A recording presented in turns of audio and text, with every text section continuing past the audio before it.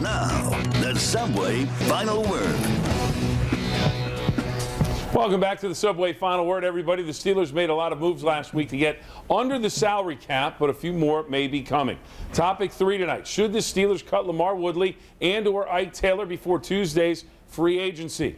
Dan, you're up first. LaMarr Woodley's got to go. I don't even know how that can be debated at this point. I don't think it'll happen this quickly, though, because if you wait until June 1, you can split his cap hit without getting overly complicated here over 2 years instead of lumping it all together. I think that's the way you're going to see them go with Woodley. Ike Taylor, I don't think there can be much doubt that he took a massive backward step last season. The idea that Ike floated near the end of the season that he could move to safety was met with pretty much a shrug from Mike Tomlin. I don't see that being a viable option for the Steelers at the price that he comes, around $8 million a year. Mark? Yo, LaMarr, see the sign? Fat, lazy, hurt, done. Woo! Bye now. You got to get rid of both of them. They got to go.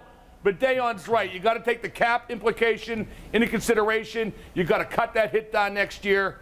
But neither one should be back. Both played horribly. Ike Taylor, talk about taking a step backwards. He took many when he chased Calvin Johnson down when Megatron got 800 yards in one half against them. Ike Taylor statistically was the worst cornerback in football last year. The most catches allowed, the most yards allowed.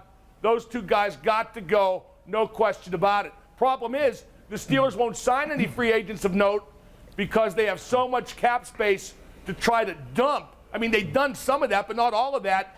There just ain't the money to spend. Chris? Well, Mark, the bigger problem at corner in Ike Taylor is who do you have to play instead of him? Anybody, you, me, Dayon, Bill. Maybe not Bill. Cortez Allen can play, and that's it. That's it, yeah. In today's NFL, one corner will work, I'm sure. Yeah. LaMarr Woodley, yes, okay, but his contract and situation with the dead money situation, even if you do after June 1, splitting over 2 years, it still kind of puts you in a tight spot. Put it this way, though.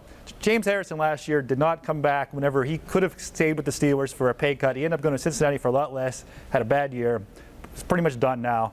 Are these guys willing to do that? Are these guys going to have too much pride to take a pay cut? Because I think Ike Taylor can still be effective and still can be part of this team if he takes a pay cut. Is he going to be a prideful guy and not take that and maybe go somewhere else for even less than what the Steelers are offering him? We'll see. Well, I'll tell you one thing.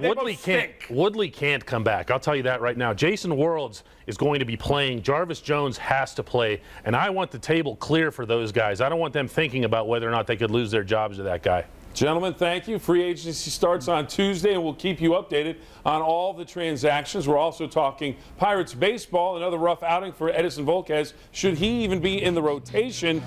Buckin 86 says absolutely not. That was a waste of $5 million, and they could have used that on in another place.